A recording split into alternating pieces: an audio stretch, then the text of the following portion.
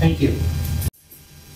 I pledge allegiance to the flag of the United States of America and to the republic for which it stands, one nation under God, indivisible, with liberty and justice for all.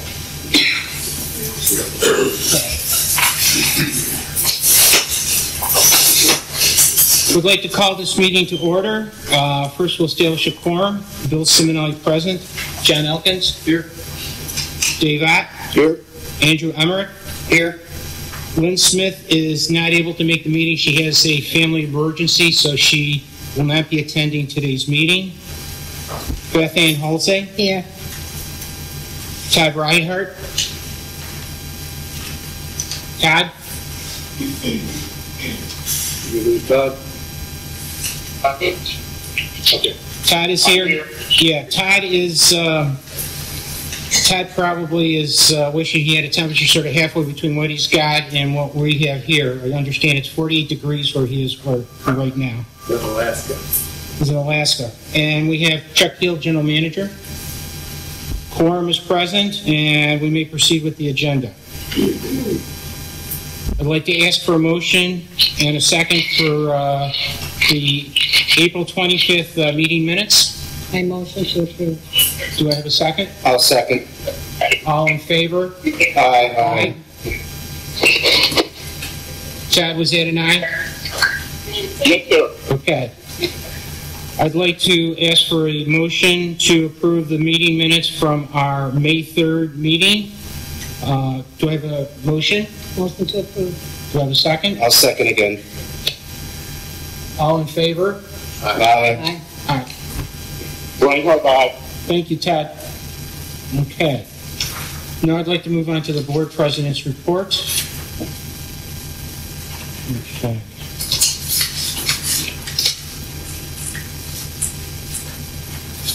Good evening and welcome to everyone that is attending this regular monthly board meeting in person or watching in a YouTube replay. As it was posted in Sandoval's official Facebook page, today's meeting will not be live streamed, but will be available for replay on YouTube in early June. A lot of progress has been made with Associate to resolve the outstanding issues with the financial reports. Although the reports still have a couple of key issues that are open, the current version of the financial reports have been shared with the board, and the treasurer will be reporting on March year-to-date financials today. Once the reports are finalized and posted for the owners, I will have an email sent out and social media posts made to notify owners on the availability of all reports through April. At tonight's meeting, we will be completing the approval of all current committee members. I'd like to note that 57 owners have volunteered to be part of the various committees. Some owners are active on more than one committee. I want to thank all the committee members for their service to the community. Even with this number of volunteers, the safety and security, strategic planning, and neighborhood reps could use additional members. Please consider joining one of those groups. I have 3 additional items I'd like to highlight. First, I'd like to congratulate Al and Erica Rich on a very successful 5K race this past Memorial Day. There were over 220 runners of all ages that participated in the event. From the race, Al and Erica were able to raise $3,428 to donate to the Special Operations Warriors Fund. I would also like to thank Brian Priffy and Jessica Cartier of Associa, who were on site at 5 a.m. on Memorial Day to assist with the setup, and Jack Clint, who set up the audio for the event. Secondly, I would like to note that the Communications Committee is working hard to restart the Sandoval Today newsletter. The first of what I hope are to be many more newsletters was sent out on May 21st. The Communications Committee is looking for content contributors and copy editors to keep the momentum going with the revival of the newsletter. If you are interested in this effort, please contact Denise Neufeld to volunteer. Lastly, on May 15th, we conducted a town hall meeting with the Safety and Security Committee to review the results of the recent traffic survey and discuss next steps. I think the community had a good dialogue, and we learned of concerns from owners about 2 areas that the Safety and Security Committee will be following up on. We also used the meeting as a trial for the use of Zoom for a community-wide meeting.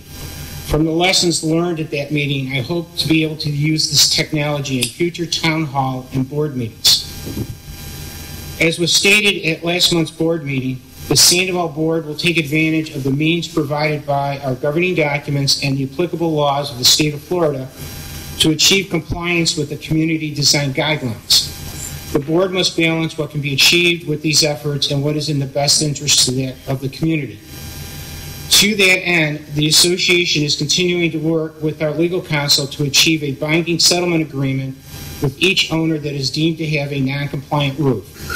One such agreement will be finalized at today's meeting, while Sandoval's legal counsel will continue to pursue settlement agreements with the remaining 4 owners deemed to have non-compliant roofs. The resolution of these efforts with these owners will most likely be on the agenda for the June board meeting.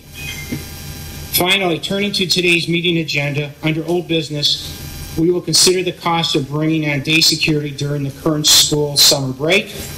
And as mentioned previously, the board will approve current committee members. We have 6 items under new business we will be considering. The motion for painting of crosswalks from the Safety and Security Committee, recommendation from the Ad Hoc Internet Committee to proceed with contract negotiations with an internet consultant, a motion to form a board subgroup to work on management company evaluation and prepare recommendations for both board consideration. I lost you. Okay. I'm here. Okay, thanks, Scott. Yeah. A request from the Amenities Committee for a new rowing machine in the gym, and a review of a recommendation from the Landscape Committee for use of existing Juniper contract credits. And finally, a request to replace playground equipment. I'll now ask the treasurer to make his report. I'll get out of your way.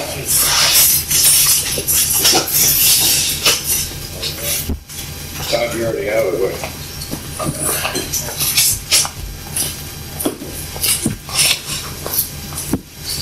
Here's John.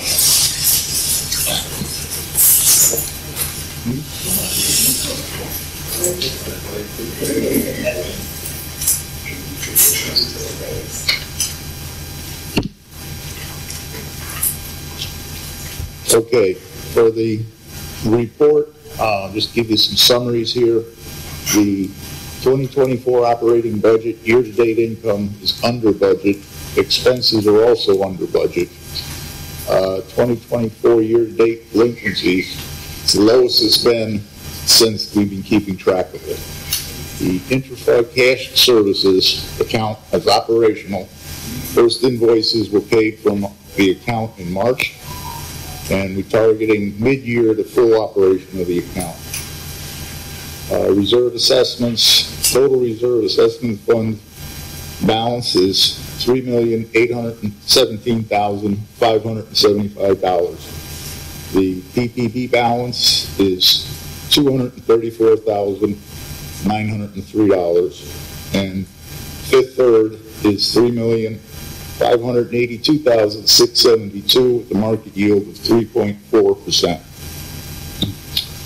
The 2024 reserve spend, actual first quarter spend is $90,108, and the expected second quarter spend is $177,385.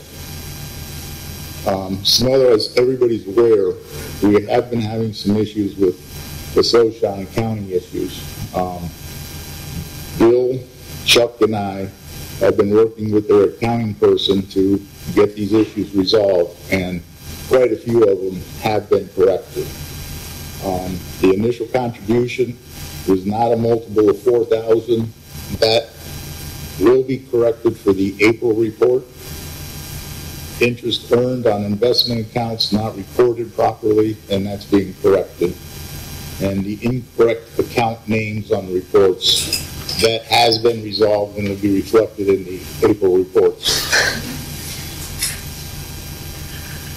So, operating income and expenses, there are no red flags. Year-to-date income variance due to financials not properly reporting investment income. And this, again, will be corrected in the April report. Reserve assessments not reported properly, and that's also corrected for April. And operating expense positive year-to-date variance.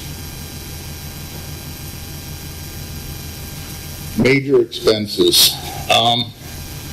Neighborhood irrigation and landscaping, that's yellow mainly because there was a higher cost than expected for the contingency plan we built to convert from DTE to Juniper. So that's an expense that won't go up anymore. The utilities, for some reason, the street lights, the cost for the street lights is higher than expected. The finance committee is looking into what could be causing that to verify that it's accurate. So the common landscaping variance is higher because it includes the mulch and tree trimming, and that won't take place until later in the year, so that'll level out. Same thing with payroll, level out with increase in pool attendance during the summer months. Insurance positive variance due to premium expense lower than what was budgeted for.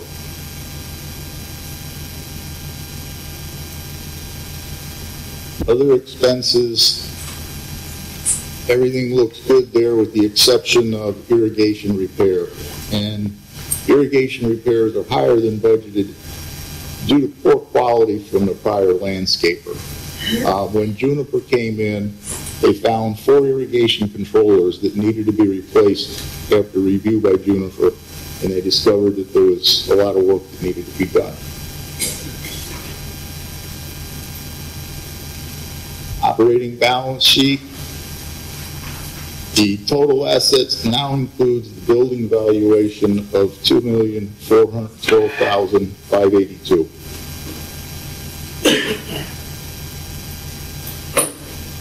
Reserve balance sheet. Total assets is $3,527,652. Total liabilities is 0. And that's because we haven't had anything else come in from Ian. Total owner's equity is $3,564,270, and the reserve income loss is a negative $12,731. And total liabilities and owner's equity is $3,551,539. Delinquencies is at almost $49,000. That's the lowest it's ever been. So we're doing well in that. The 120 plus days delinquencies is down to 27,570, the lowest since May of 22. This does not include delinquencies on the special assessment. And the special assessment, we have 124 residents that have not paid any portion of the assessment. So we're going to have to put something together and send it out and let them know you better start paying or there's going to be consequences. Oops, went too fast. Okay, the 2024 projected reserves project spend. Year-to-date spend plan through April. Well, I'm going to just give the total for through March because I don't have the right total here. But the through March, it was $40,108. We'll update the spend plan with year-to-date actuals and updated spend forecast in June's Treasury report. There were some things that were planned in the first quarter that have not taken place yet, so they're being pushed out. And that's about it. Are there any questions? Questions from the board? Todd, do you have a question? I sent my questions via email to David today, so Yeah. I don't know if he's in a position that he can address or not. Yeah, I don't have all the answers right now, so I was going to find out and then send an email out to the board members. That's excellent. And again, you're working with two hands tied behind your back, so thank you for being able to put this together. Well, Bill's been a big help, believe me. Any questions from any other board members? Okay. Thank you, David. All right.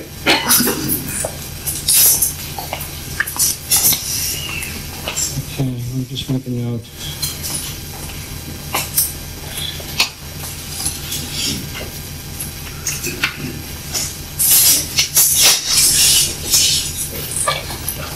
Okay. Todd, are you in a position to offer the motions for the violations, or are you okay with me doing that? You can do that. Yes, sir, please. Okay. President Bill, I've been asked by certain members of the community if there would be just a quick summary on what the violations were before there's a motion and a second. Okay, well, let me get to the individuals, then we'll go through that. Okay.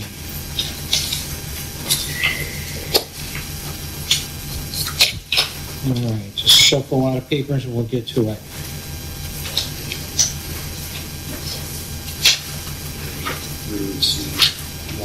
I have them. You got, Want me to do? yeah, if you got them handy, why don't you go through the $100 violations first? We have 3 dirty roofs out of the 5, and then we have a landscaping for $100, and we have an incorrect garage door color. Those are the 5. And specifically, that landscaping was no mulch in their flower beds. Okay. Okay. I have a motion to accept $100 violations on accounts number 5055, 0953, 1198, and 9096. So moved. All in favor? Aye. Any opposed? Okay. The next one is account number 4549. That account is an account that was identified as having a roof in violation to the design guidelines for the community. In addition to the previous fine that was assessed on that account, we offered them a settlement agreement that they have signed and we have executed, where they agree to a suspension for 6 months of access to amenities in the association. That includes recreational amenities, pool, gym, and being able to use the resident access for the veterans and the Pine Island gates. I make a motion to accept that settlement agreement executed by the association and the owner. Do we have a second? I'll second. Do we have any discussion on this? Okay. I'd just like to make a note that this is the first of 5 settlement agreements that we are working to achieve regarding issues around violations of roof guidelines, and hopefully we'll be selling a few more shortly. All in favor, say aye. Aye. Aye. Any opposed? So carried. Thank you. Next item on the agenda. So, Chuck, we will start the suspension effective June 1st. June 1st. They should give you time to get a notice out to them? Yeah. Okay.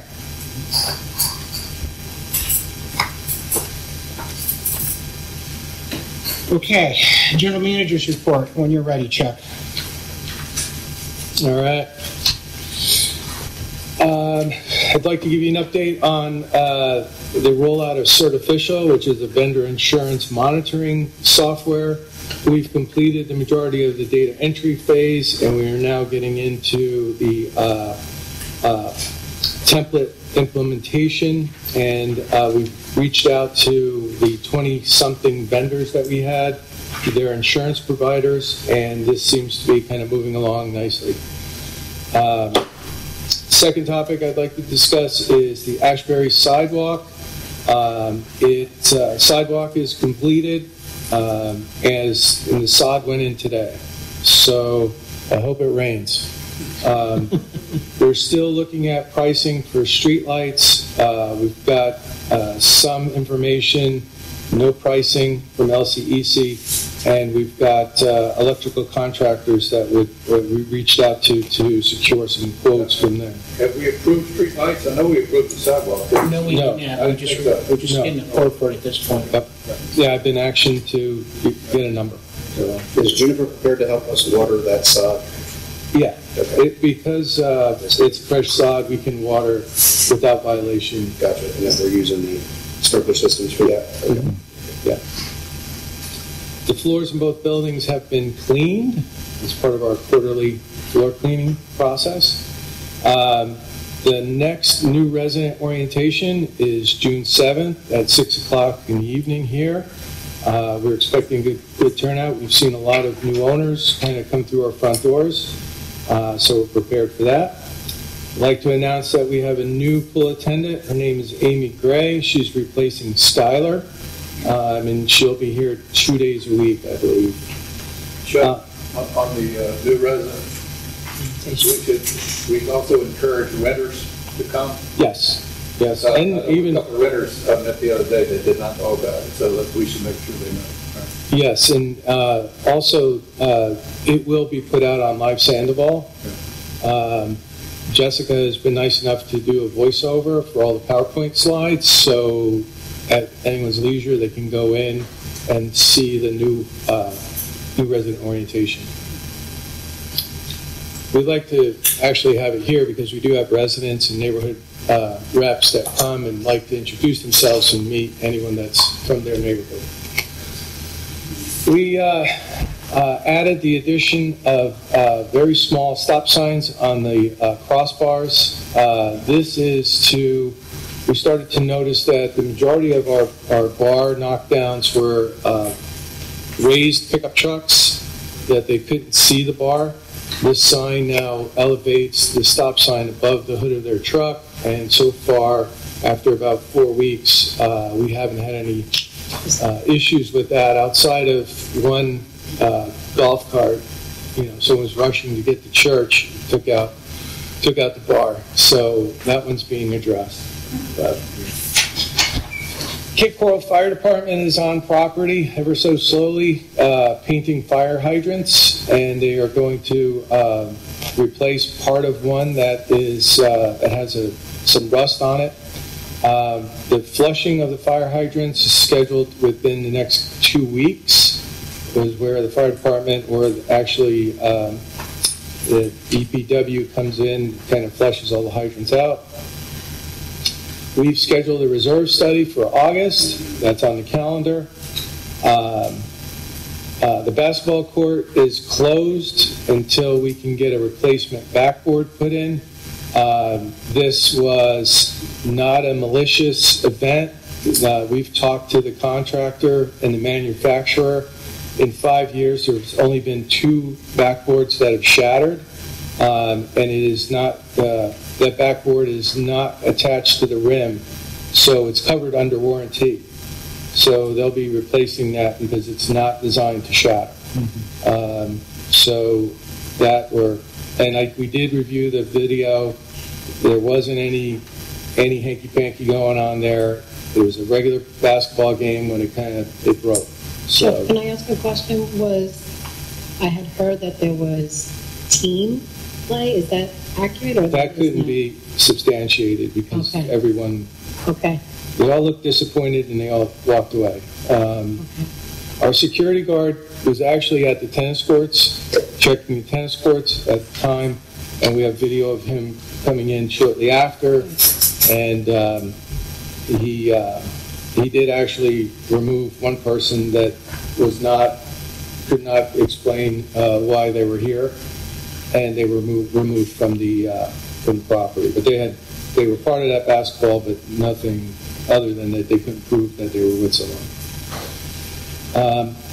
The next 2 other things I'd like to bring to your attention is, well, actually a couple more. The staff will be participating in a hurricane preparedness workshop on June 4th from 9 to 12. We will have someone covering the office. During that time, we will be doing a dry run of all of our preparation for getting the amenities prepared for any type of hurricane or wind event. We'll be documenting that, so we have a playbook to use for anything Category 2 and under, or Category 2 and larger. So that we're looking forward to. And then we are also planning for the staff with Cape Coral Fire Department, CPR, defibrillator training next month. We'll have the staff first if there's any opening spots, if someone's interested in joining. We will encourage owners that are interested. It's not a certification, it's just a course. We do have defibrillators on the property here, and it's important that we have instructions to properly use it. For the month of May, we've had 5 gate strikes, one of which I've mentioned was a golf cart on the way to church. Those have been addressed. And for May, we've had 57 letters sent for violations reported or documented, and a large portion of those have been resolved after the first reminder. Any questions from the board? Tad, do you have anything for Chuck? No, sir, I do not. Chuck, I just saw this one invoice. Is this being addressed to the... Oh, I'm sorry. That is the one-day insurance policy for the 5K raise. Yes. Is it under budget? At the last, it is under, well, I don't know if it was really budgeted, but it is lower than what we thought it was going to be. Okay, good. I had an open action item to secure the one-day insurance for the event, and I just wanted to make sure that you had copies of it. Beautiful. Glad that we were able to get that under what was expected. Yeah. Okay. All right. Okay. Let's move to our first item of old business, which is security during summer break day shift. Chuck, you got some information for us? Yes, let's get that page. Inside of the contract, the master contract for our security vendor, they've outlined their hourly rate and holiday rate based on the summer, on what I call the summer months is June 1st through August 15th, which is 12 weeks and 1 holiday. The projected cost to cover that would be $19,000 for a day shift. The day shift would be 10 to 6, and our regular shift will be 6 to 2. I was asked to provide this information. Okay. Questions on this from the board? Is there a way to break it up? Or do you have to do all of it or none in the contract? Could you do a week here, skip a week, things like that, to see what experience changes? Honestly, is there any way we can shave some money out of there? I'm not sure. I can ask the vendor to see if that's I possible. just wondered what your opinion is, if that would be worthwhile. Oh, Chancy. I don't know if I had enough time for that to marinate. I had to think it through a little bit. Okay. Well, the only thing that I would say to that is it was so effective during the holiday break. Yeah, but that was a short period. Yeah, but it seems like it, in my opinion, I think it's money well spent because of all the issues that we have in the community. So that's my opinion. You know, it's a kind of pick and choose, maybe not all 7 days, maybe 5 days is a thought. But then again, just today, we've had a report from an owner that a adult bicycle is sitting on top of one of the street monuments. Yep.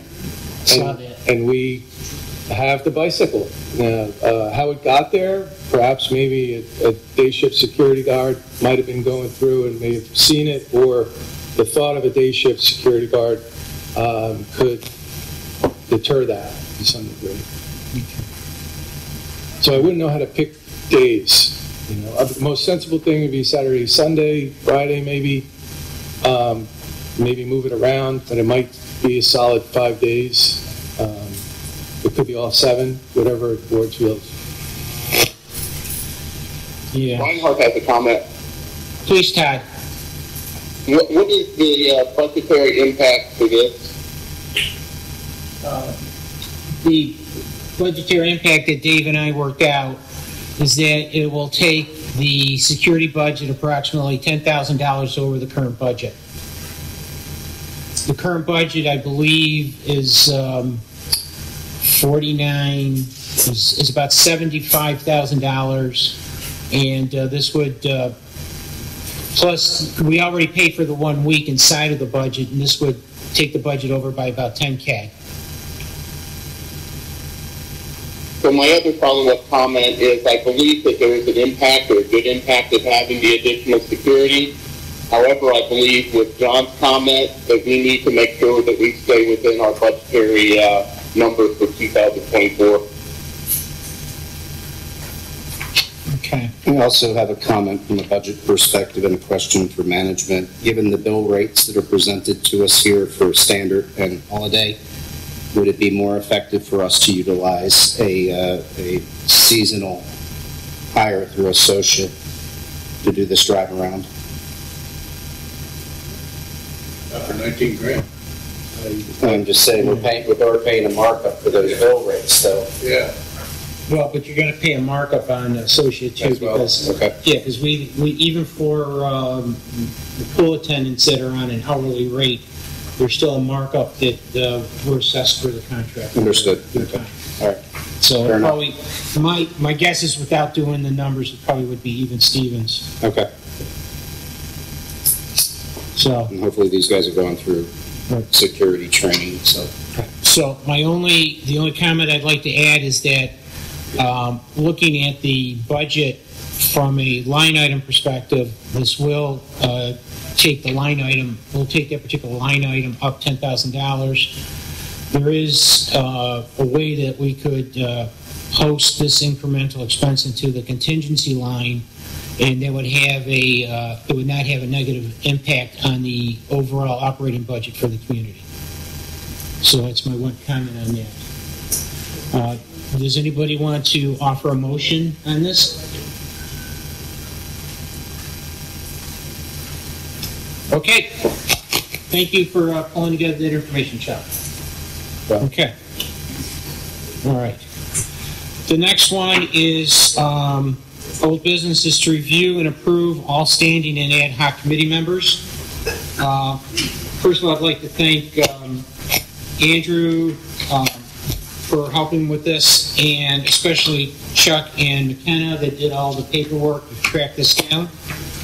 What each board member has is a list of all the owners that are currently members of the committees or pending members of the committees that have submitted an approved application and have submitted and signed the current code of ethics for committee members. Instead of going through all of these one by one, I would like to make a motion to approve this package in total. I just want to make a note that Kathy Conway is no longer on the strategic planning. Okay. Yeah. So we'll strike Kathy Yeah. Conway from strategic planning. Some of these do not indicate chairman. Don't we have to vote on that? We can vote on that separately once we get the membership signed up. We'll do that next. You know, I have a question about membership of Congress. Right, and that's related to board members, not owners.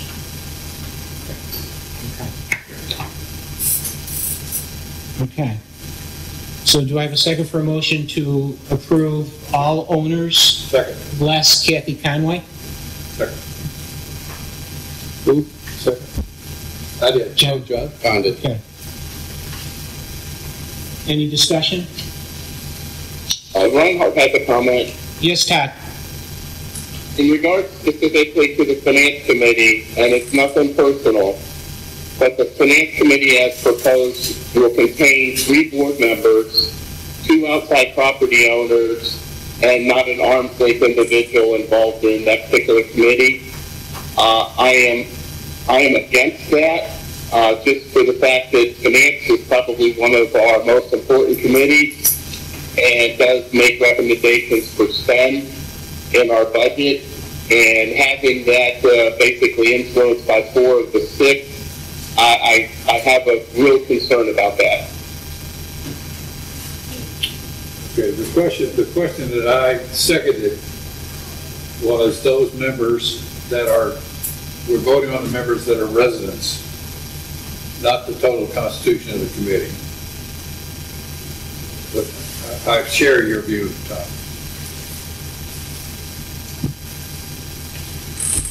One of the issues, and the reason there's 2 board members on the finance committee is because we didn't get enough residents to volunteer to be on the committee.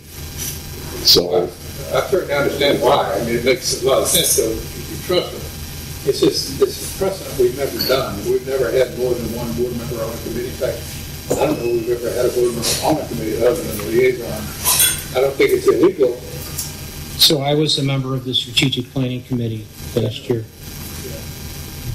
Yeah, so, but I don't know if it's illegal to have board members or in our bylaws, but I think it's improper to have, certainly have 2. Okay. So I'm one of those board members that is on, so I was asked prior to being a board member to be on the committee. So I would work it out with, because Lynn is another one. Yeah. I would be happy to work it out with Lynn. I mean, right now, what we're doing is we're switching back and forth, but I understand what Todd is saying. So I would be happy to work it out with Lynn in regards to We need more people on it, that's what we need. Yeah, we need more residents on there. He said I'm not in front of the mic enough, okay. It is an extremely important committee, and it's casting no aspersions against you Oh, and Lynn. absolutely, absolutely. It's just that it seems like a bad precedent.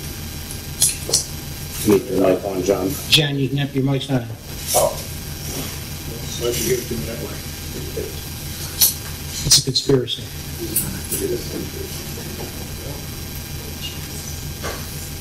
Is it now, Jack? Okay. So, What do we do? so my suggestion is that we table the discussion between Dave, Lynn, and Beth Ann to decide how to best handle the finance committee going forward, and that we vote on the owners on this list, less Kathy Conway, for membership, for approval for membership on the various committees, subcommittees, and ad hoc committees. That's an amendment you're suggesting? Yes. I second that amendment. Okay. Any more discussion? All in favor, say aye. Aye. Todd, is that an aye from? Reinhardt and I. Okay, thank you. All right. All right. Moving on to new business. When do we get the chairman part? Is that later? Oh, I'm sorry. I apologize. Okay. I apologize for that. John, you want to propose the chairman for the subcommittee? I do. Okay. The subcommittee all voted for Dave O'Donnell. Who is on the list? He's on the list. Yes. He wasn't present, which made him vote for him. But Dave, Lucky him. Dave's totally in favor of it. He's a great guy to represent the committee, and he'll be talking to us later in his report. So you're making that as a motion? I do. Do I have a second? Second. Any discussion? All in favor, say aye. Aye. Okay. Lesson learned. Don't show up at meetings. You get volunteered. Now, the current chairman of the other committees, do we leave that alone, or do we vote him in again? They leave them in until they request a change. Okay. Okay. Good. All right. Let's move on to new business. The first item of new business is a proposal from the Safety and Security Committee for crosswalk painting. Since Lynn is not here, Chuck, could I ask you to summarize the proposal, please? Yes. The proposal originally was put forth, and there was some exclusions of some of the crosswalks and stop lines. We were able to go back to the vendor and have all stop lines, arrows, and crosswalks updated, repainted, for a total of $21,210. Okay. And there is a spreadsheet in your packet that outlines every single crosswalk and crossbar. That's a reserve expense, is that right? Yeah. There's also multiple, there's two other quotes in here that was at a different quantity. But the recommendation from the committee was to go forward with this. This was brought forth to the Finance Committee, and I believe we had approval at the Finance Committee. And unfortunately, Lynn's not here to kind of talk some more about it, but finally. I've ridden the streets a lot lately on my little electric bike, and you can almost not even see the thing. Let me make a motion that we can have discussion on this, okay? Sure. I'm going to make a motion to accept the proposal by the Safety and Security Committee to use D&G pavement for not to exceed $25,000. Do I have a second? Second. Discussion. John. That's all right. Reinhardt has a comment. Yes, Todd. Bill, what is the timeline for repaving phase 1? 5 years. 5 or 6 years. If I'm working from memory right now. Okay, so that's on the back burner then. Okay, because I remember a conversation about not wanting to restrike because of the conflict with the timeline on repaving. Yeah, it's sufficiently out that my personal opinion, this is worthwhile doing, and then any repaving effort would be replacing that crosswalk painting with something in kind when we get to that project. Todd, in riding phase 1, those crosswalks are almost invisible now. They're really down to nothing. The committee made a request during budgeting for a certain dollar amount for this type of activity or some type of safety and security activity. Yes, It has been budgeted. there is a $25,000 line item in the reserve budget for this. Okay, good.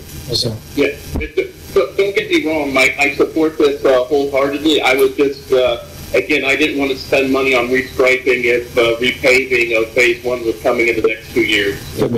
great. The other comment that I wanted to make really quickly is the impact risk management had in regards to the vendor and how important it is for us to check insurance. This particular vendor provided us insurance, however, their workman's comp had expired, and it was a catch that we made to make sure that they had workman's comp in place before we engaged in the contract. That's just a side comment. Thank you, Todd. Any other comments from other board members? I'd like to move to vote on this. Okay. All in favor, say aye. Aye. Any opposed? Okay. Can I get the second on that? A second. You second? Okay. Apologize for going too fast. No. Okay. All right. So I think this is a good first step for safety and security. They brought this up as their first objective from the town hall meeting a couple weeks ago. So I think this is encouraging that that the committees are trying to work with the community to come up with solutions that make the most sense for us. Okay, the second item is a motion that is being offered by the Internet Ad Hoc Committee to enter into contract negotiations with Wi-Fi advisors. Let me read the motion, and then we can have discussion on that. I'm just going to find the right piece of paper here. Yeah, thank you. All right. Whereas the current service agreement between the association and CenturyLink, also known as Quantum Fiber, is due to expire April of 2026. At the October 25th, 2023 board meeting, the Internet Ad Hoc Committee was formed by the association to explore options for improvements in the current CenturyLink internet service and to investigate service options for the Sandoval community at the conclusion of the current service agreement. The Internet Ad Hoc Committee has been following the direction given at the February 5th, 2024 board meeting to investigate various business and consulting service options. As a result of these investigations, the Internet Ad Hoc Committee recommends that under the appropriate contractual terms and conditions, it is in the best interest of Sandoval to engage a qualified consultant to support the selection of and contract negotiation administration with a bulk internet service to succeed the current CenturyLink agreement. Be it resolved, the Association Board of Directors authorizes the Ad Hoc Internet Committee to enter into contract negotiations with YFI, that's YFI Advisors of Doral, Florida, for consulting services to assist the association with the selection of contract negotiation administration with a bulk internet provider. Any auxiliary services offered by the internet provider, such as cable, telephone, internet backup, shall be a non-bulk purchase option for individual residents. The committee shall endeavor to support a recommended consulting contract for consideration at the board's June meeting. Do I have a second? A second. Second? Okay. Steve, can I ask Steve Kashins to come up first to give a summary from the Internet Ad Hoc Committee, and then we'll have board discussion. Houston, we have a problem.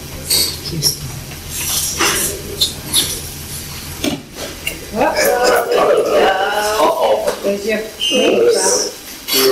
rain. That's it. You wanted rain? We got it. We just lost power, but we're back on. Okay. It was hot. I had nothing to do with that. Okay. Steve. Before Steve talks, I'd just like to say that the Internet Ad Hoc Committee had 5 members that did a lot of due diligence over the last 45 days, and so it's sort of hard to summarize all the spade work that was done. But I think they all deserve a lot of credit for the digging that they did to get to this point. So, Steve. Thank you. Appreciate it. The committee has been busy over the last 4+ weeks. Can't hear you, Steve. Can you You get by the mic. Testing 1, 2, 3. Okay. Okay. Can you hear me now? Yes. I got it. Okay, anyway, the committee has been busy over the last 4 weeks resolving the benefit of hiring a consultant to assist in the determination of our options when our existing quantum contract ends in April 26th. On May 20th, the ad hoc committee met. We reviewed all of the data on the consultants and unanimously passed the resolution that Bill Giminelli just read to you. A little warning here, I've got some mathematical calculations stated in my address, and it may cause your heads to explode. So we did due diligence. We had 3 companies, Paradigm Broadband Group, Community Cable Consultants, and YFI, a successful consultant that we recommended.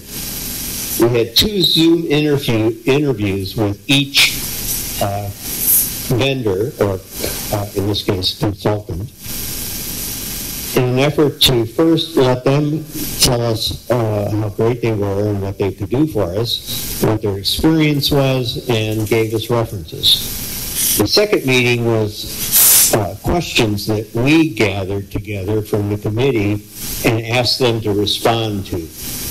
And with those 6 meetings, it was pretty clear that YFI was the emergent winner of that,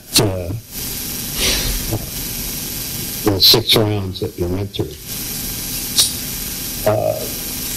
We also did reference checks with each consultant, rendered the committee confident that any of the 3 would add significant value, that is, use of any of them would produce a better internet deal for the Sandoval community, and better than we could achieve on our own. And I say that because after the last go-around, the vendors change, their corporations change, and these consultants have their hand on the pulse of all these different vendors and what they can offer or not offer, and how successful or unsuccessful they are in serving the communities.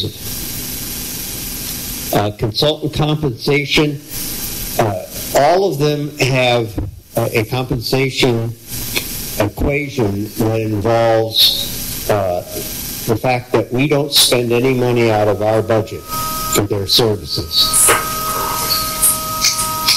And they do this by what we call a door fee, In the typical bulk internet industry, for providers to offer one-time cash payments to HOAs to induce execution of a long-term service contract, the consultants opined that Sandoval could fetch a door fee, offers in the range starting at $400 a door. We learned from Sandoval's auditor, Tony Gregory, however, that all that glitters isn't necessarily gold. A $400 door fee paid by an internet provider would trigger $570,000 of taxable income in a tax bill of $171,000 before deductions. Make a note.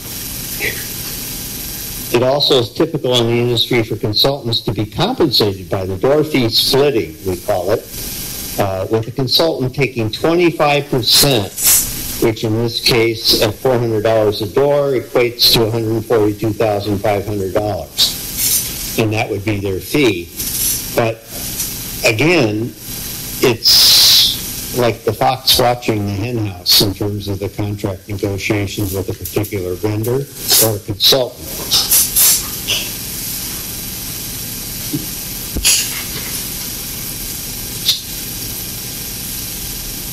Community cable consultants submitted a second proposal, but they continue to demand 25% of all door fees. And at this point, it's unclear what we're going to end up negotiating. So we were more curious about what the options would be for us as a community to bring down the monthly cost of the internet, and not to load it up with a 8 or a 10-year contract so they can recoup the amount of money or door fee that they put in their contract. And the last time we had a real hard time getting any of the vendors to propose a 5-year contract. Everything was 10. No matter what we did, it was all 10 years. YFI, their shining star was they proposed a flat fee of $50 a home, which is half the compensation proposed by the other two consultants. If authorized by the board, the committee will attempt to negotiate a compensation formula with YFI that reduces the $50 per home fee and adds an incentive payment geared to the consultant's success in minimizing the provider's bulk billing rates. We are confident that a recommended consulting contract can be ready for the board for the June meeting. Funding of the consultant's compensation. If the board opts to avoid a cash outlay to pay the consultant, Sandoval could accept a modest door fee from the internet provider which does not exceed the consultant's fee with no adverse tax consequences. It would be prudent, of course, to neuter any risk of divided loyalty by the contractual bar against the consultant accepting any additional compensation from the internet provider. So in summary, we have a really good consultant. His resume speaks to that. He's an MBA. Also, he's got a more engineering approach, which I like. Most of these guys were salesmen, endlessly telling you how good they were and what they were going to do for you. But Joe was really straightforward and had good knowledge about the incentives and the capabilities of the various vendors, so we felt really comfortable with that decision. Any questions from the board? Questions from the board? John, let me start with you. First of all, I would like to applaud Steve and the committee for doing this great work. Steve, would you recognize the other committee members for the crowd? Oh, sure. We have Bill O. I can never say his last name, I'm sorry. Myself, Dave Hillier, who I will commend for his excellent note-taking and condensation of all these notes. You know, he's a lawyer, so he was very fastidious in helping us out there, and I really appreciated it. We have another member, Alice, who was on the team last time. She's now, I hope, out of school, so during the summer in these contract negotiations, we'll be able to give us some help. And, of course, say again? Bill Dunker. And then our friend Bill Ciminelli, as advisor as a board rep, was instrumental in keeping us all on the proper page. So, William O. that you're talking about is William Overholser. Overholser. Overholser. That's why. Well, you tested on this later? Comment is that this is an illustration of why doing due diligence on 3 vendors and having a group like this dig deep is very important for us as an association. Kudos to them, and I look forward to what this new firm will provide to us as far as a potential contract down the road. So, Steve, thank you. You're welcome. Okay. John? Did they give you any indication of what kind of monthly rate we're looking at? Not yet. We're gonna put forth a number of requirements in the RFP, as we did the last time, the spec, that request them to do upgrades of the equipment, higher speeds, better modems in our homes, probably better equipment on the outside of the house, the testing and analysis of the fiber that we have, as well as the options that their engineering teams will have to come out here and look at in terms of usage of the existing ducts, conduits, and boxes. Are we going to require an alternate path in the event of a break? Oh, yes, that's paramount. Yeah. We've lost our loop. Yeah. We've suffered the disadvantages of that. And at this point, there's no excuse. Yeah. So. Questions from other board members? Okay. Okay. Are we ready to vote on this motion? Oh, yeah. Okay. All in favor of the motion, please say aye. Aye. Any opposed? Okay. Passed unanimously. Thanks, everybody. Steve. Yeah. Appreciate it. Thank you, Dave. It's a lot. Yeah. Okay. The next item on new business is a motion to form a subgroup to prepare management company evaluation and recommendations. And let me read that motion. Okay, just got the motion. Whereas the current agreement between the association and Associate Gulf Coast expires on November 30th, 2024, be it resolved, the association board of directors authorizes the association president, vice president, and treasurer to form a subgroup of the association board with the task to evaluate options and solicit proposals from select management companies to continue with or replace the current management company after November 30th, 2024. The subgroup will present its recommendations to the association board no later than July 25th, 2024 for board consideration and vote. Do I have a second? I'll second. Okay. Let's start with discussion on this. Todd, do you have any comments? Yes, sir. I do like the name subgroup better than ad hoc. So that I understand conceptual, this is going to be a group that was just like the internet group that Steve Katzman's kind of led, right? Correct. This was this wording was suggested by our council that it be just exclusively board members to pursue this task for deciding what options to present to the board, to the full board, I should say. And so I'm assuming these meetings would be properly noticed to owners, and the owners would be allowed to attend these meetings? Some of the meetings will, if we get into contract negotiations and maybe private meetings prior to presenting something to the board, I can't guarantee that every meeting is going to be public. Well, give me an example, Todd. What do you mean? If we're getting to when we're exploring different vendors, like it's having owners informed and aware of situations, or that's just a generic statement, situations. Sure, but I'm a big person in believing that the property owners need to be informed. Yes. And so just anything we can do to do that, especially with this particular situation, I think is very important. I don't disagree, Todd. In fact, I think we probably would try to schedule a town hall for the community at large to discuss the evaluation recommendations before it got presented to the board for vote. Thanks, Bill. I totally support this particular motion for the subgroup. Okay. Any other comments from other board members? No.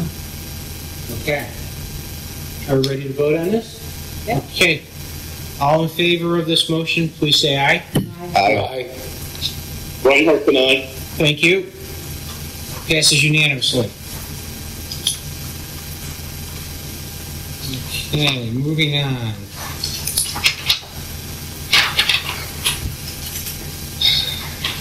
Did you get that right? 1, 2, 3. Okay. The fourth item under new business is the request from the amenities committee for a rowing machine for the gym. John, are you offering the motion for that? Yes. Okay. Could you state the motion, please? I move that we approve the purchase of the rowing machine for the gym. For how much? 600. It's a net of $600. Now, the max is $1,000. Say $1,200. $1,200. Yeah. Okay. The trade-in of $500. Do we have a second to this motion? I'll second. Okay. Comments, discussion. Dave, do you have any comments? Nope. Andrew? Comments. Todd? No comment? Beth Ann? No comment. John? No.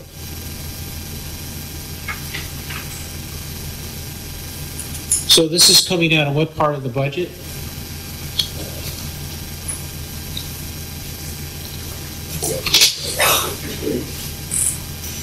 I'm here.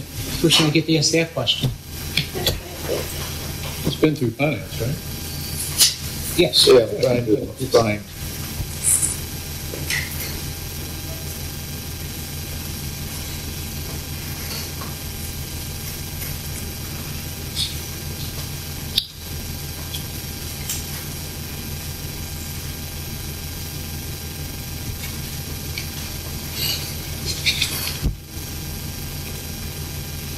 I want to say it's coming out of maintenance because it's replacing. So it's an operating expense, not a reserve expense, Correct. within the line item of maintenance for gym equipment. Yes. Okay. Good. Are we ready to vote on this? Yes. All in favor of this motion, say aye. Aye. Aye. Todd? Reinhardt, aye. Okay, thank you. Reinhardt, aye. Thank you. That passes unanimously. Okay. The next item we have on new business is a recommendation from the Landscape Committee for the use of Juniper landscaping credits. Dave, can you make the motion, please? Well, first I just want to explain to everyone what these credits are because I don't know if everybody's aware of that. When we signed our contracts with Juniper for both the bulk and common area, they included as part of the contract a $25,000 credit for bulk services that is outside the scope of the contract. And they also included a $15,000 credit for the common area for the same thing, for any services outside the scope of the standard contract. The Landscape Committee, what they want to do is they want to use $5,000 of the credit from common to have the pepper trees removed that runs along our fence line parallel to Bridle Lane. And because city code requires that we remove invasive species if it's on developed land. So it's something we have to do, and we just as soon use part of the credit to do that. For the bulk, The keyword is developed land. yes, it's developed. If it's undeveloped, you don't touch it. So for the bulk, we want to use $8,200 out of that to trim the hedges that have been out of compliance for years, for some hedges that run along certain streets. And the streets are Hopefield, Borrego, Lambay, Kays. And what they would do is they would come in and cut them down to the legal height. And now's the time to do it, because with the rainy season, those hedges will fill back in a lot better than if we wait and do it later. So I guess it's really two motions. The first motion is to allow landscape to use those credits for the pepper trees in the common area. Okay, what's that? How much is the credits for? How much are we using it for? The cost for the pepper trees would be $5,000. So the motion is to use $5,000 of the existing credit for Removal of pepper trees. trees. Do I have a second to that motion? Second. Any questions for Dave on that? Or ready to vote on that? Yes. Okay. Or before we do that, Todd, do you have any questions? No, sir. Okay. All in favor of the motion to use $5,000 credit to remove the pepper trees, say aye. Aye. Reinhardt and I. Thank you. Okay, that passes unanimously. Okay. Dave, the second motion? The second motion is to use $8,200 of the $25,000 credit to bring the hedges on the streets that I mentioned to within the guidelines of the community. Do I have a second for that motion? Second. The second by Beth Ann. John, you have a question? I do. Are those resident hedges? Yeah. For the hedges that, you know, you can use Borrego because that's, I know, but I'm thinking specifically of land bank. yes, it's the hedges that run between the houses that back up to one another. What, if you go to the total east end of land bank, where the curb is, there's some very tall hedges there, but they're on resident property, and that resident has told us to stay away.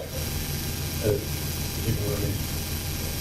I'm not sure specifically where you're talking I'll about. talk to you about it. Yeah, there is. It should be cut. I mean, the standards, the rules of the community are no hedges can be over 8 feet tall. So all we're trying to do is bring I it to totally legal agree. standard. I just don't know if we have the authority to go in and do it ourselves. So I think John is suggesting that before we do that, we need to reach out to the owner of that property that is not occupied at this point and is using an independent landscaper for the property to have their landscaper do it in conformance or give us permission to do it. Oh, Okay. okay. Yeah. Otherwise, we get charged. Yeah, I mean, we just, Yeah, I mean, no, it's I'm a not- courtesy because they've had issues with the landscaping in the past and they've elected to do their own landscaping. Okay. I mean, if they want their landscaper to do it, that's fine. But they'll still Other than be, that, I totally agree with the motion. I just worry about the issue. Yeah. Okay. so you're really just giving them an option to use Yes. theirs, or it'll You're still be, yeah, okay. You're telling them, you do it or we'll do it. Right, Okay. okay. Okay. Yeah, I voice not that it has any impact here, but I do have concern that one homeowner was given permission to exit the bulk landscaping contract. Oh, I know that's an older issue, but they are still paying their assessment, yes. but there's a long set of litigation issues that's behind Okay. that particular homeowner All right. that, you know. I just, and I don't like the precedence, to just say that much. So what will happen with that? Will that then be cut anyway? What's going to happen with that? We're going to skip over it? We're going to find out. We're going to have to work with that particular owner to get it done, Okay. either by It them might or be by easy, us. but Right, but it's going to get done. it has to be somebody other than me. Yeah, there's a history there that we need to just be careful with. It's, Understood. so we don't get another letter from a lawyer. So on K's, Dave, exactly where are we talking about? In the runway? The hedges that run between the houses that back up to one another, and there's two sets of hedges, so both sets of hedges will be trimmed. Okay. So not the hedges in front of where the condos are? Now, where we split, that's not? Yeah, that's not part of both. Okay. And we can't, But with common, we can't? yeah, we can't mix and match that. Okay. All right, are we ready to vote on this? Yep. Okay. All in favor, say aye. Aye. Todd? Reinhardt, yes. Okay. Reinhardt, yes. Okay, thank you. So the two motions for using landscape credits are approved. Okay. All right. Last item on new business, request for playground repair. John, do you have a motion on this from amenities? I do not. Chuck, can you fill us in on this? Yes. The playground has standard 4 or 5 standard swings for young toddlers, and it has 5 sit-on swings. They're made of metal, and it was discovered that the metal has become rusted and broke. They have been removed for safety reasons. This is that particular playground is manufactured by a company that only can use their parts. They also wanted to charge us for labor.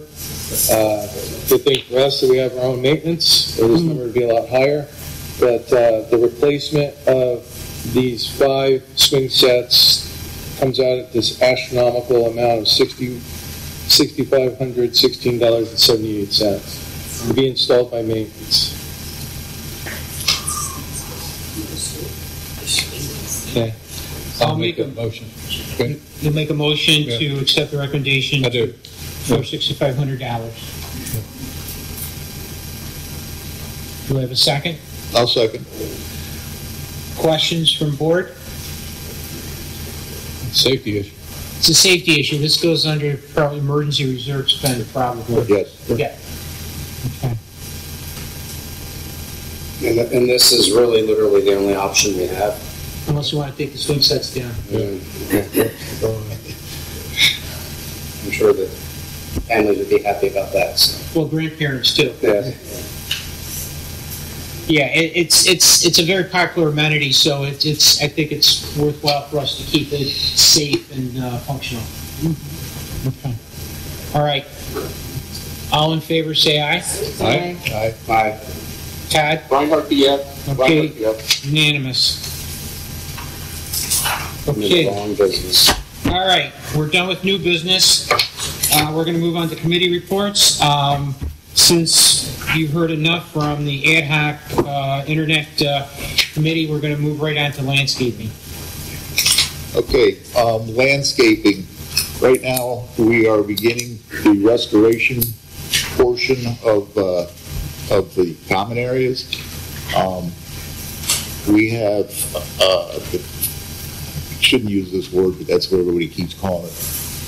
Juniper is installing these plants in 3 parts, and they have completed the first part, which started outside of Veterans Gate coming towards the clubhouse.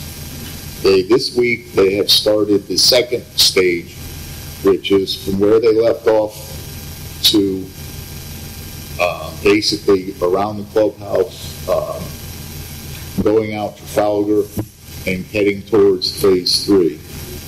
Once they get that complete, they will wait a week and then they'll come back in and they will do the rest. So we're finally getting things repaired from Ian, and good thing it's raining to help keep these things alive. And that's it. Okay, thank you. Any questions for Dave? Okay. Communications Committee. Looks like I'm at. So the Communications Committee, as I mentioned earlier, the main effort there, in addition to ongoing maintenance of Live Sandoval, is the publication of the first Sandoval Today newsletter. And obviously, if anybody's interested in contributing or being a copy editor, or has a teenager or college student that's into English, writing, copywriting, those types of things, this would be a great opportunity to get some practice and community volunteer credits to help out with this. So looking for any help we can get. Any questions? Okay. Next one is ARC. ARC met 2 times in the month of May. Had about 30 applications, a handful that were rejected. At most are coming to us complete and are being approved accordingly.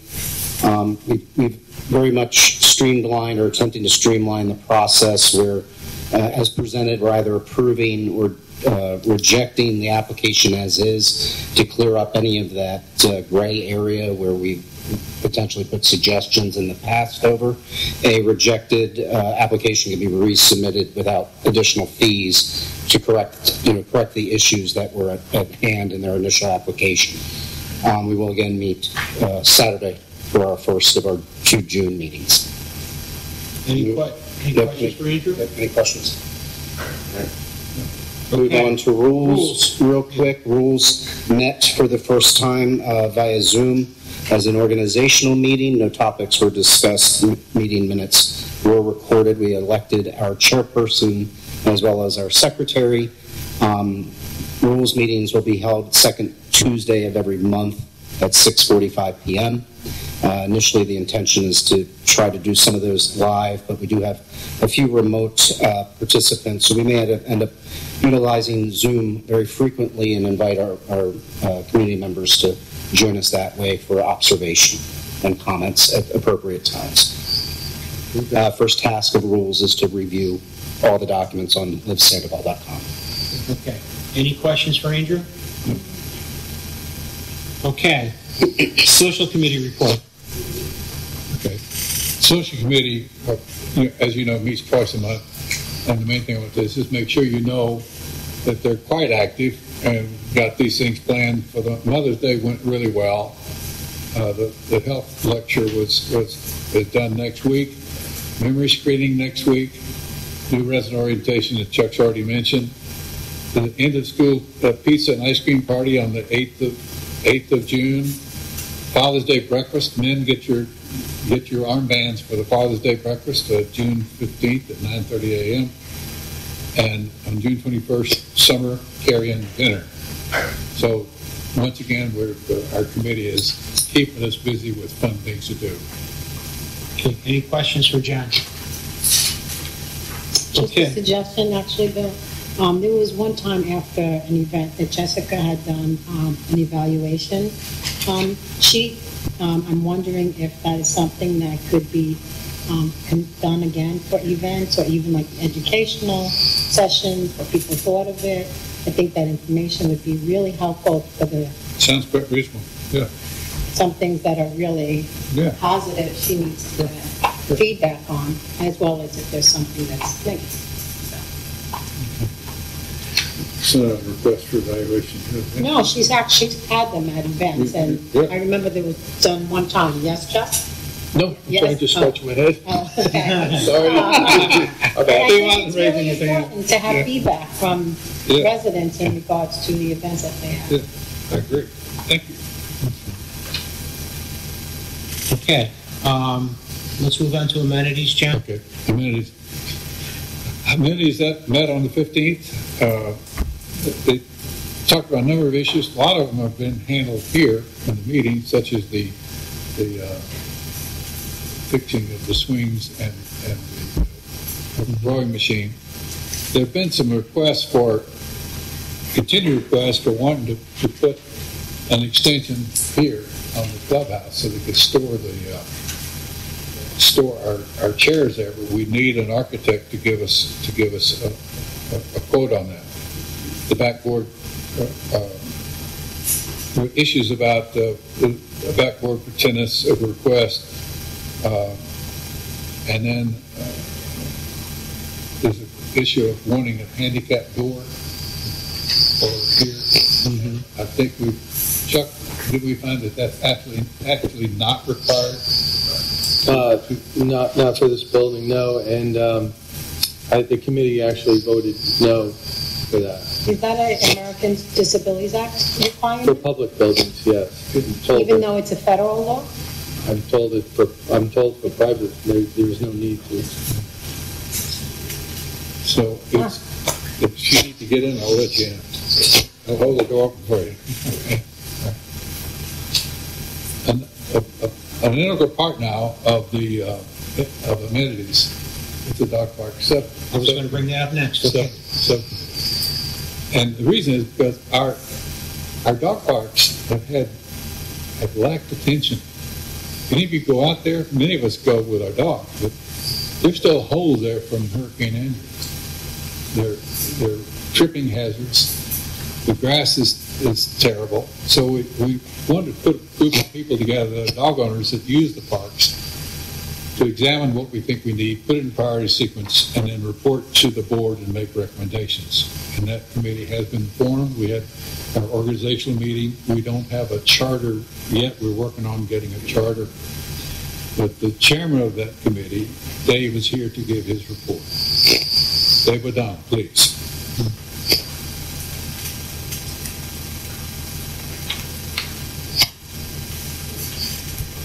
Is this the gentleman that was voted in while he was absent? Yes, it was. Testing, 1, 2, 3. We're good. We're good. He's also really good at it. We don't know. Okay. Thanks, John. Thank you. Thanks, board. Grateful resident Dave O'Donnell here. Love Sandoval. Have been here full time for coming up on 6 years, and a few years before that as a part-time resident. So absolutely, I'm so grateful to be here and love this place. So I volunteered. I go and use the dog park every day, almost every day, pretty much regularly with both my current dog and the dog I had before. And they're a fantastic attribute to our community. Love them.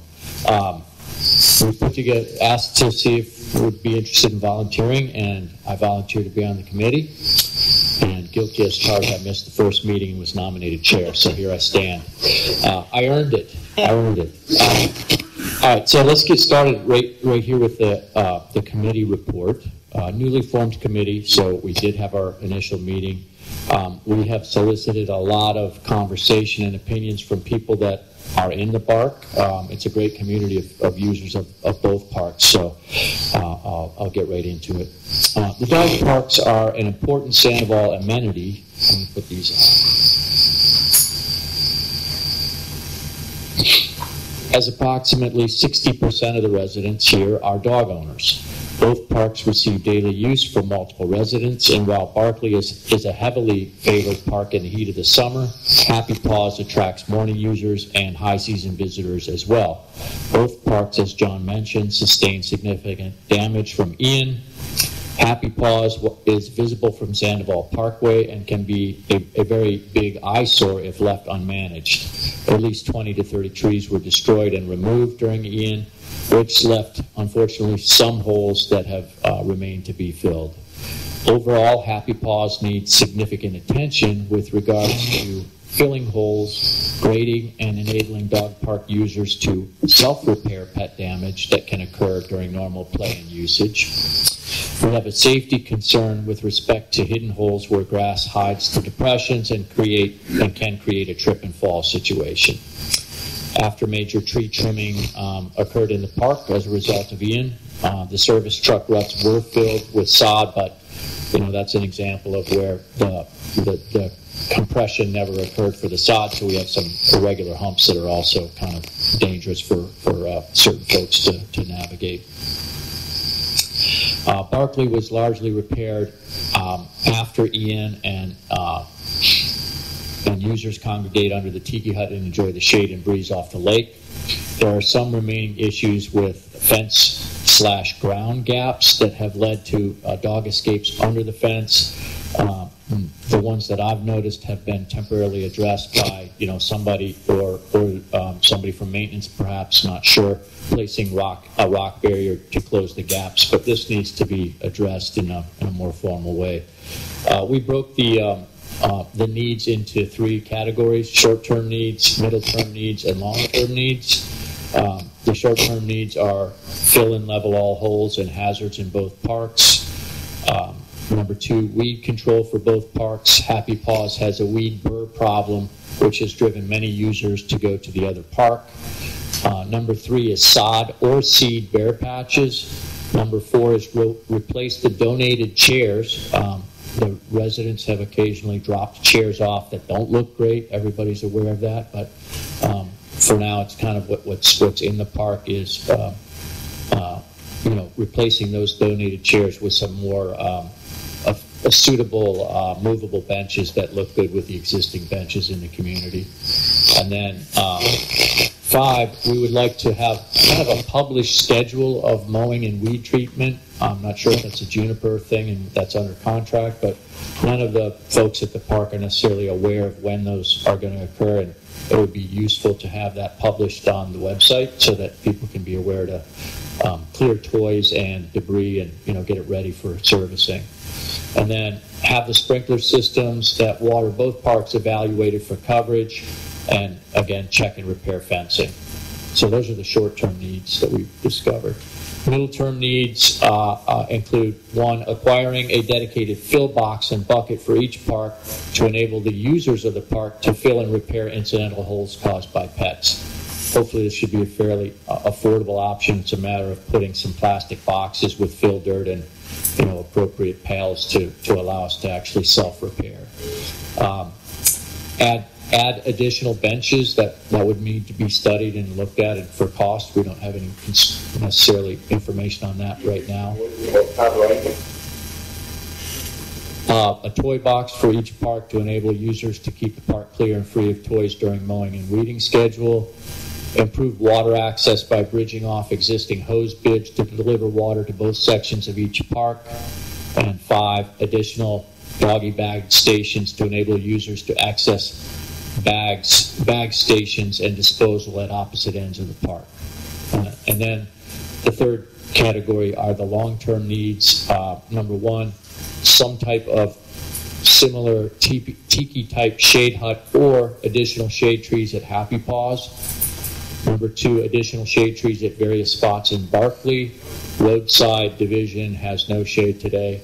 And 3, a potential perimeter walking path at the parks to allow certain users to be able to move around the perimeter. And that concludes the report. Okay. Questions? Got you backed up. So, for a comment, it sounds like there's obviously you'll have to sit down with the management company and with the Landscape and Finance Committee to sort of work through and cost out these proposals and see how they'll fit in either to this year or in subsequent year budgets to get that work done. Yeah, I mean, clearly, there's more work to be done, right? Yeah. I'll just leave you on the phone now. Yeah. So So I just think thank you for that report. It sounds pretty comprehensive. Okay.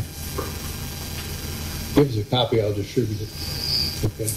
I shot it to you in an email earlier, but I'll make sure. Okay. You have already emailed it to me? Yes. Thank you. Yep. Very good. Okay. The next committee is Safety and Security. My only comment there is that now with the crosswalk painting proposal approved, the Safety and Security Committee is going to shift focus on other items regarding safety in the community, some of the action items that came out of the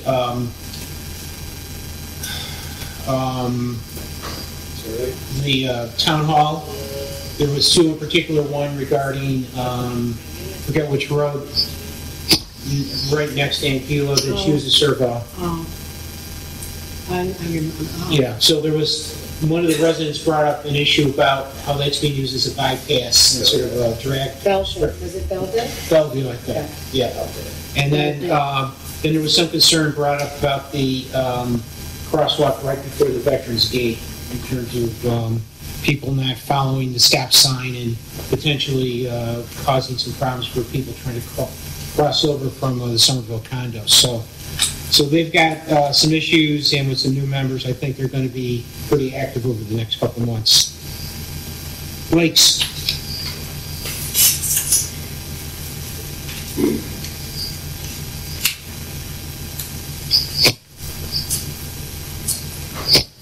Todd, you back on? Yes, sir. Thank you. Okay. Okay, how's that? All right. The next Lakes Committee meeting is June 13th, and all the meeting minutes are posted at Live Sandoval, and residents are welcome to come to our Lakes Committee meetings. For several months, we've been working on getting shoreline repair RFP out to vendors. We've identified those areas that we think are most severe for lake shore erosion. We have many lakes that are out of compliance with the drop-off, which is called the escarpment. So we're looking at getting repairs in for that. We're waiting for replies from the RFPs, and we have completed vendor visits for the customer site visits for these vendors. We've seen their work, and we're just waiting to see what the numbers come in as. We're also currently looking at preventive measures for the reoccurring algae blooms. Luckily, we got a little bit of rain tonight. Not having rain and having hot weather contributes to the algae blooms. Also, when we water our lawns, the water that we use for that is very high in phosphorus, and that contributes to algae blooms. Anytime we use fertilizer, we're contributing to the algae blooms. So it's a difficult to stay ahead of. So at this point, we're treating, and when they come back, we treat again. But we are looking, we've contacted several vendors to get any different ideas on treatments for these algae blooms. We're also collecting quotes to plant littorals. We planted littorals last fall in 5 of the lakes. We want to continue this process. The littorals in the lakes, they help protect the shoreline from erosion issues. They also help prevent algae blooms by using the nutrients in the lakes. So they're very important to the lakes, and we want to continue to add littorals. So we are getting quotes from several vendors for that. We're always looking for new members, and Sue wants to come up and talk about the invasive species. Hello, Steve Seckler here. Last year, I believe, we passed something that said that we should not throw back the tilapia and catfish. I think we need to add on to that, as well as other cichlids, like Mayan cichlids, which have been coming up quite a bit when people have been fishing. They're not very big. They're probably 6 to 8 inches long. They're gold or yellow in color, and have blue horizontal stripes on them, and they have teeth. We've been seeing a lot of those, and they don't belong in our lakes either. So maybe we ought to add that, as well as actually all cichlids, to the non-invasive species besides the tilapia and the cat. How would you catch them? You could catch them on a hook and line. Yeah. And they're very aggressive. They'll knock the rod right out of your hand, and they're not very big. Also, speaking of tilapia, if anyone lives next to a lake, you notice that they have a lot of beds up against the shorelines, and they're tearing apart your shorelines just as much or as worse right now in some lakes than the catfish, especially in phase 3. There's a lot less catfish now, but there's a whole lot more tilapia that are been spawning, and I've been reading up on it a little bit, and they spawn between almost every 2 months, and there's like 60 to 120 fry that they have. Well, if you figure it out, after a while, we're going to have quite a more tilapia in our lakes. Which brings up another point. We have a fishing derby. It'd be nice to have some people out to catch these fish. And as I walk around some of these lakes, people are not disposing of the tilapia properly. They're just leaving them on the banks. That's another problem that we have.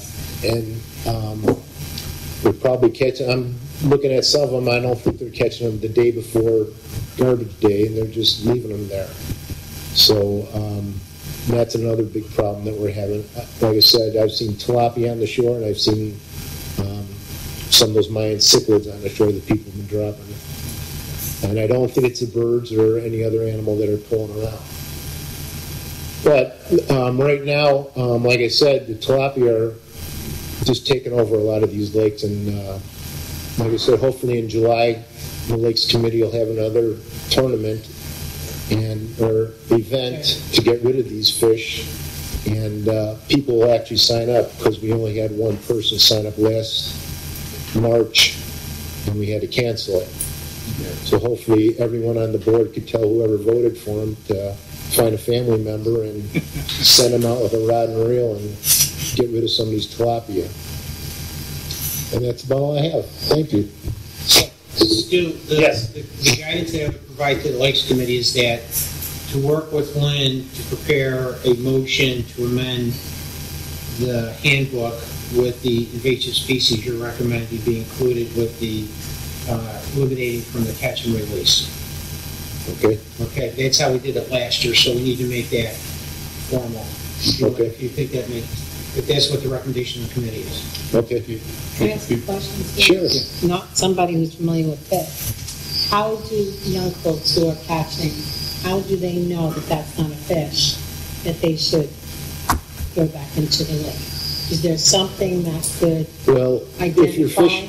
If you're fishing, there's probably in our lakes 2 fish that you throw back, and that's a bass and a bluegill.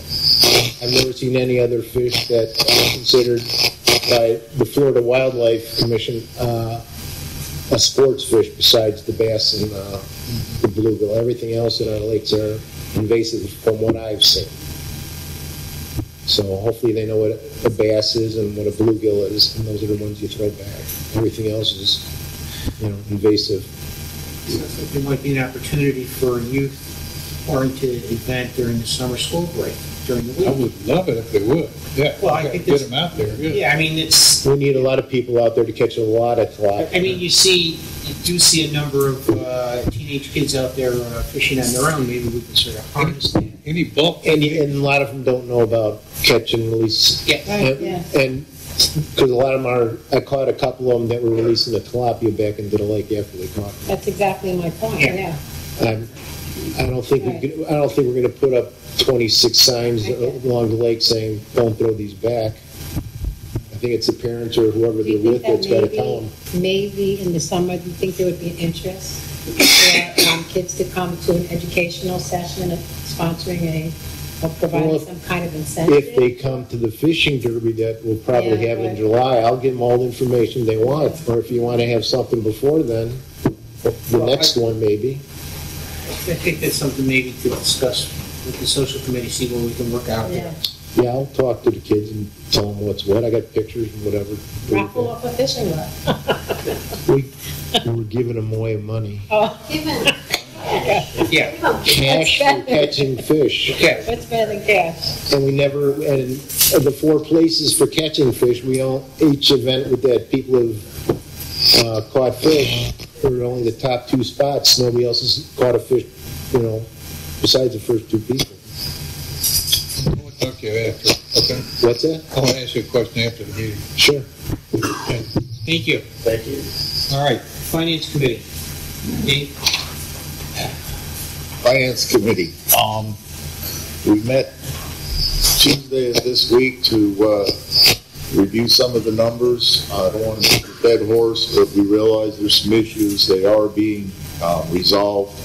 And like I said earlier, I believe that the April numbers will be coming out next week, and we'll go over it very carefully to make sure all of the issues are resolved. The other thing is not a finance committee, but like I said, Bill, Chuck, and I have been meeting with the accounting person from Associa on a weekly basis, and until everything is cleared up, we're going to continue to do that. And that's it. Okay. Are you giving the covenants report, or is someone else here for that? No, I just briefly, the Covenant Committee met on Thursday, May 23rd. Everything went, from my understanding, as went smoothly, no problem. That's all I have for covenants. Okay, thank you. Moving on to risk management.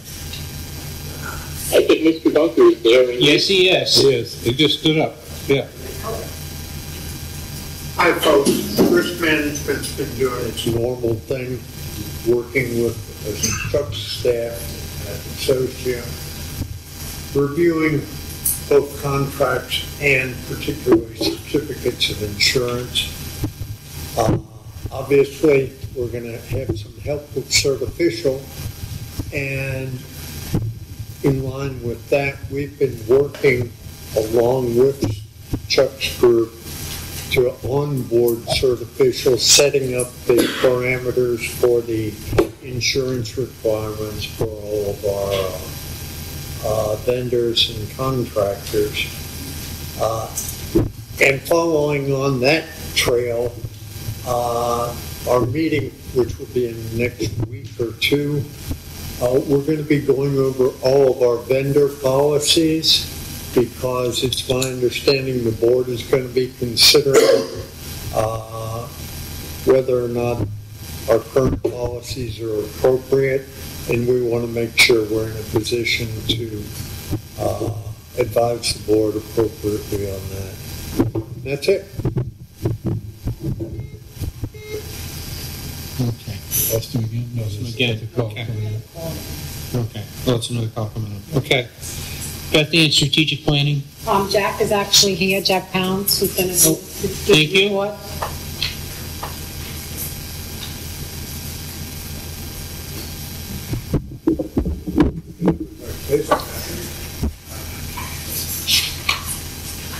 I have a handout if I may give it to the board members.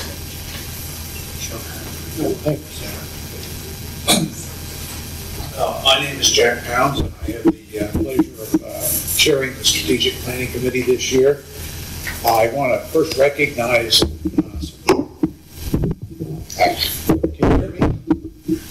Can you hear me with that? All right, good. I would like to recognize some people who have been very important to getting the strategic planning program and process going. First, Todd Reinhardt, who was, I think it was his desire for a number of years to have a strategic planning process, and there were some bumps along the road, never quite got done, but last year he finally was able to get it, and with the board's support, the committee was formed, and we did create a plan in 2023, which was approved, which is now our existing strategic plan. I also thank Beth Ann Jose, who is our board liaison this year, and Bill Simonelli, who's participated in the committee. Our Jerry Kern was our driver last year. He was chairman of the committee last year in putting the original plan together, and he did a tremendous amount of work on that. Kathy Conway was a member of the committee this year it began, and she's a great lady, and those of you who know her know she's worked very hard for Conway, for Sandoval, but she just is not able to do the work this year. Natalie Stout, who is a realtor who lives in Sandoval, has provided guest input to the committee, and we're going to encourage her to apply to be a fully appointed member. Sandy Almesian is another person who is participated as a board member, and Marilyn Stout is a non-member. She's given us some advice on identifying issues that will impact Sandoval, particularly with regard to government activities.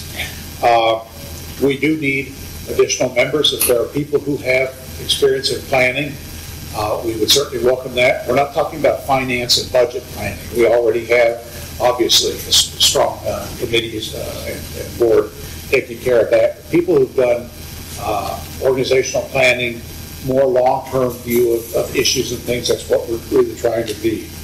My report tonight will be brief because I guess I'm last and everybody gets to go home when I shut up. So. As my wife tells me, you don't do that soon enough. First is all strategic plans, updates on progress, and additions and revisions are critical to do that. We agreed last year that we would do that. That's kind of what I'm doing here tonight, giving you your first update from our committee. What you have in front of you is just a very brief overview of the major accomplishments on the most critical things that we saw in the plan last year. And I think that, and if you look at it as a scorecard, I think that the work that has been done has been tremendous. And again, our committee is not the hands-on people doing the work. We're kind of, if you will, scorekeepers. And if we can have that role, I think that's important to keep going. So far, as I said, we're going to be a scorekeeper.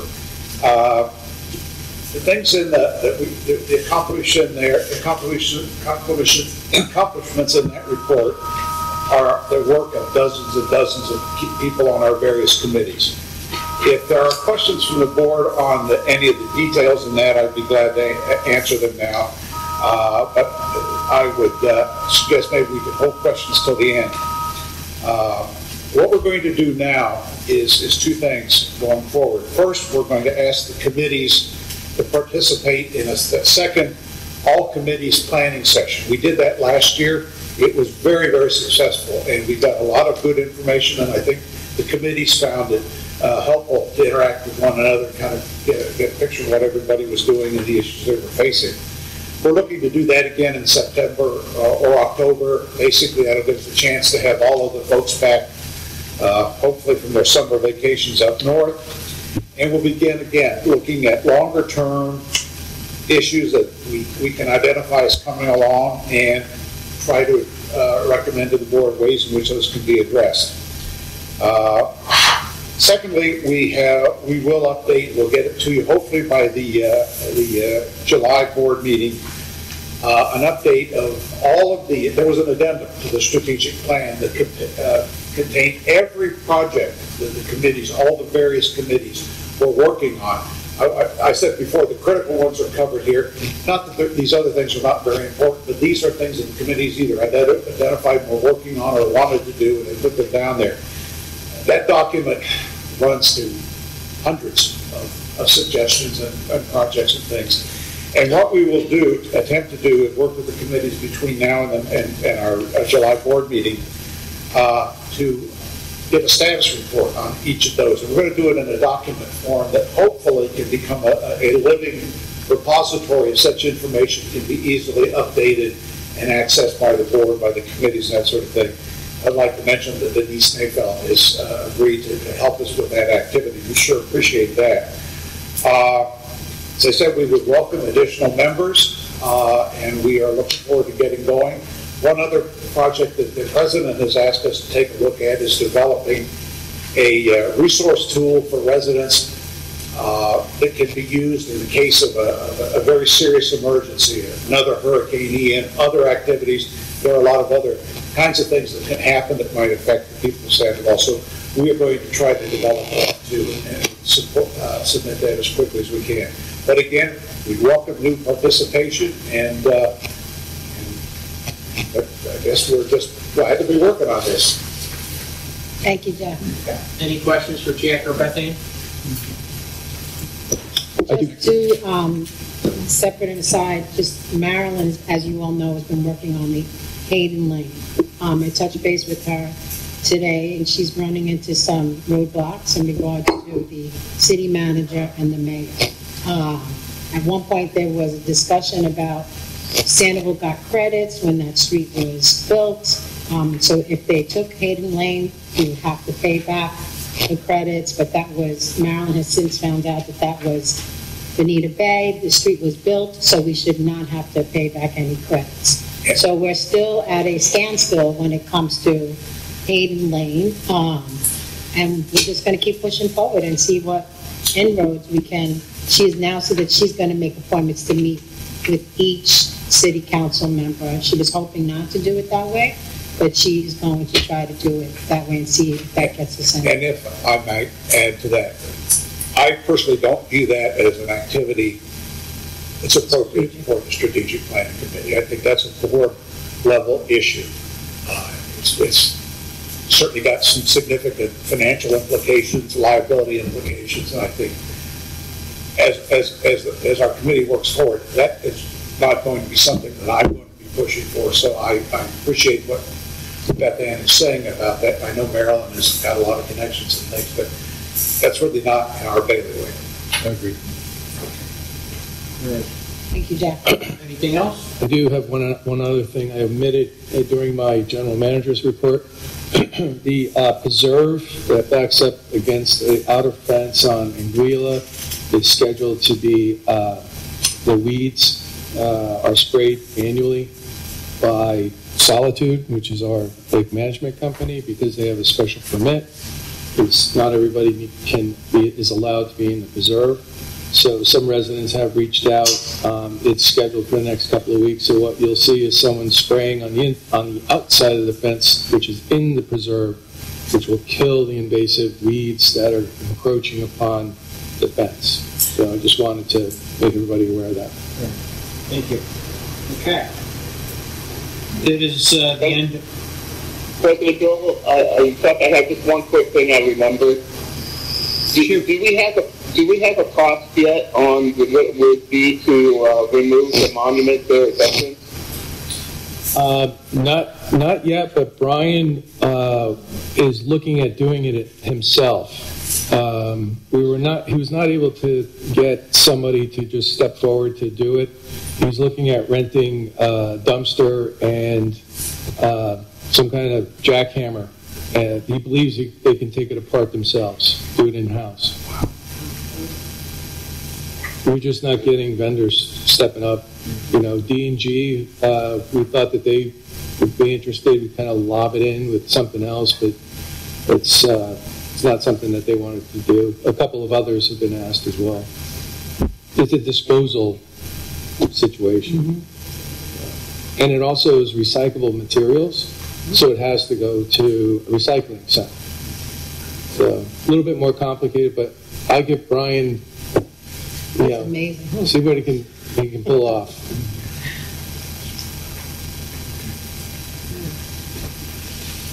Okay, so we've completed the items on the agenda, and do I have a motion for adjournment? Motion to adjourn. I'll second. We are adjourned. The next meeting is June 27th at 6 p.m. Everybody have a good evening. Any comments, Zach?